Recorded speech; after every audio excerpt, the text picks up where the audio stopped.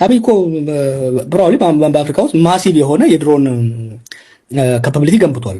ያለ የኤምሬቱ ሃይ ካፓሲቲ ስለሆነ ካፓሲቲውን መልቲፕላይ ያደርጋል እንጂ ጀዋር መሐመድ አሁን ተናገር ብትለው ምንም የለው ምንም ያውቀው ነገር የለም። ሂዶ ነው ምንም አሁን መቸለታ ነው ሪዮት ይጠይቀዋል። እንዴት አየው የጽምዶ ጉዳይ ሲለው እሱ የሚጠይቀው ስለ ጽምዶ ነው። እሱ ግን የሚያወራው ስለ አብይ ነው።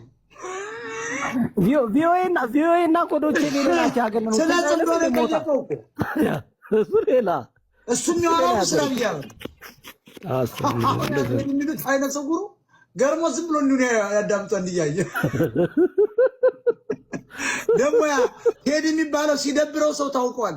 አይናገርም አይና እንዴ አሽሙ ነው የሚል ሰላም ነው እንዴ ያሽሙ ካሁን እያንቀጠቀጠ ይወድ ጥቁር ነው ሰላም ሲስተርስ ሰላሙን አለ ያው በነገራችን ላይ በጣም አደገኛ ጸረ አማራ መርዝ እንደሆነ ታውቃለህ አይደል? ቴዲ ማለት በጣም አደገኛ መርዝ ነው።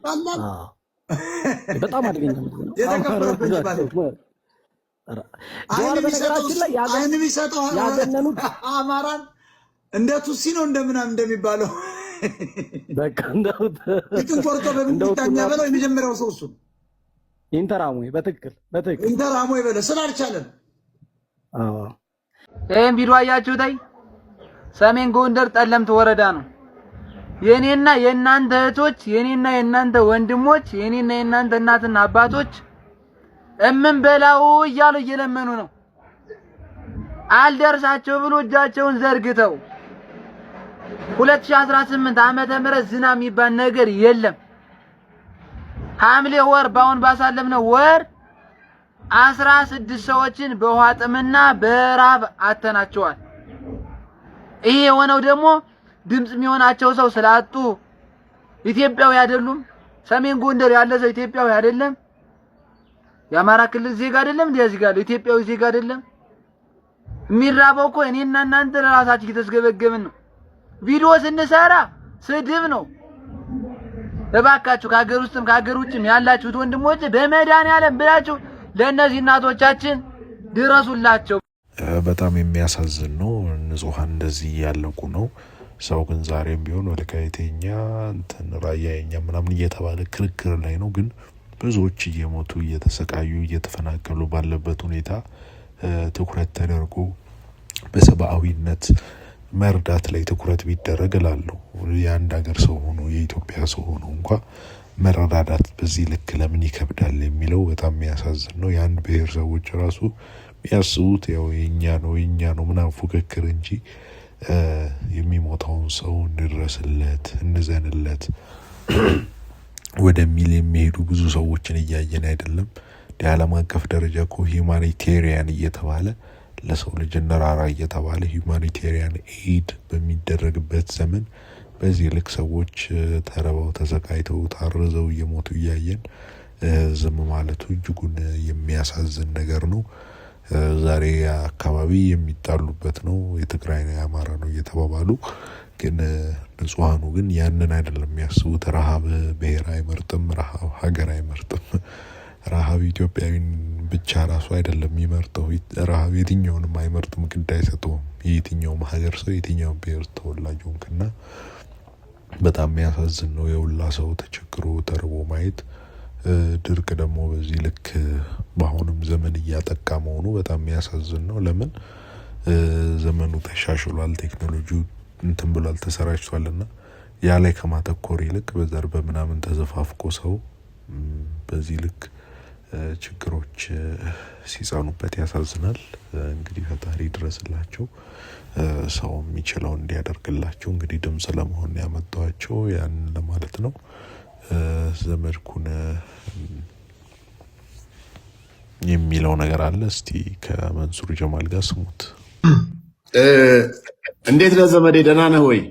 አዋከም ነጋ ጅርታ አፋን ኦሮሞ ቤት ተምቲ አን አፋን ኦሮሞ ትንሲ ጋፈዳ ዮሲቴ ነጋፈዱ ኒን ደንዳ አግኒ ቱሬራ ኤሮን ቢያቤ ቱሬራ ወኒን ራንፈዴስ ዲፈተመና በአማርኛ ጠይቃለሁ። አያና ነውፍ ኮልች ጋር ዲፈመ ጉዳ ሲዱራ ሰውን ቀቦን ኦኬ ዘመድኩን በቴንክ ሶ ማች።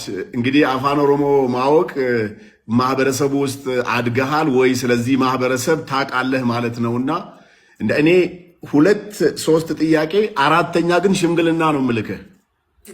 የመጀመሪያው ጥያቄ ያው በኦሮሞ ማህበረሰብ በልተሃል ጠጥተሃል ሞር ደግሞ ቋንቋውንም ይሄው እየተናገርክ ነው በደንብ ትሰማለህ ቆይተሃል እንጂ ፍሉዌንትሊም ባትናገር ትሰማለህ። ይሄ ማህበረሰብ አንተም እንደምታውቀው ምን ያክል የዋህ ምን ያክል ደግ ውሃ ስትጠይቀው ወተት የሚሰጥህን ማህበረሰብ ብዙ ጊዜ ግን ካንተ ጋር የምሰማው ነገር ትንሽ የሚዘገንን ነገር ነውና ማሊፍ ከነጎቴው ቦሌሰኮ መንሱሬ በጣም አመሰግናለሁ። እኔ በአካልም በምንም ተገናኝተን አናውቅም። ሂደቶችን ከታተላለሁ እንደማንኛውም ሰው ኮሜንት ስጥ ብባል ምንቅፈው አለኝ። እንደማንኛውም ሰው ደግሞ ይሄ ሰው ስማርት ነው ስራውን እየሰራ ነው ብዬ ማደንቀው አለኝ ማለት ነው።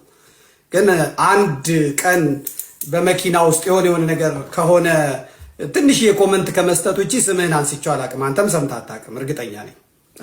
ጉዳይም ስላልሆነ ማለት ነው። እኔ ያንተ ፖለቲካም ሆነ ያንተ ቢዝነስ አይመለከተኝም፣ እንቅፋት አልሆነብኝም ማለት ነው። እና የምናገርህ ነገር የለም።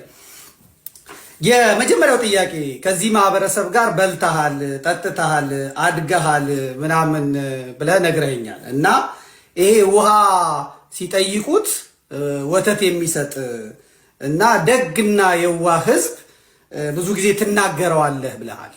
እና ስህተቱ እሱ ጋር ነው።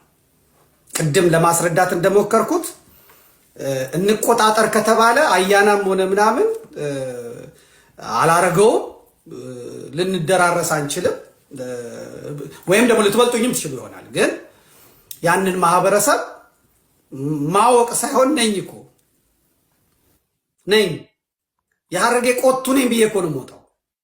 ተግባባት? ስለዚህ ስለ ማህበረሰቡ እንደ ማህበረሰብ የሚወቀስበት ቦታ ላይ ወቅሰዋለሁ። እንደ ማህበረሰብ የሚያስወቅስ ነገር ካለ እንደ ማህበረሰብ እወቅሳለሁ። የምከላከልበት ጊዜ አለ። በአብይ አህመድ በብልጽግና በኦነግ ስህተት ህዝቡ ዋጋ እንዳይከፍል ደግሞ ጥብቅና ቆምለታለሁ። የምከላከልበት ጊዜ አለ። ባልሰራው ስራ ደግሞ ይቀረዋል በምለው ደግሞ ማህበረሰቡን እንደ ማህበረሰብ ይህን ብታደርግ ብዬ እናገራለሁ እንጂ ውሃ ሲሰጡት ወተት ሲጠይቁት ውሃ ይሰጣል ምናምን ይሄ አባባል ለአንድ አሁን ከወለጋ ለሚታረድ አማራ ብትነግረው አይሰማም። ቤቶቹ ሲዘረፍ ነው የሚያውቀው። ገባ? በጓሮ ሬሳ ተከምሮ ሲቀብር ነው የሚያውቀው። ኦሮሞ እያየው መቀበሪያ አቶ መውጫ አቶ ልብስህን ይዛ አትወጣም ከብትህን ይዛ አትወጣም ተብሎ ፖለቲከኞቹ በሰሩት ነገር የዛኑ ደግሞ ተቃራኒ ለሚፈናቀሉት ለሚገደሉት ለሚሄዱት ሰዎች ደግሞ ቆሞ ሲያለቅስ የሚገደል አብሮ በማዘኑ በመደበቁ በማረጉ የሚገደል ኦሮሞም ደግሞ አለ።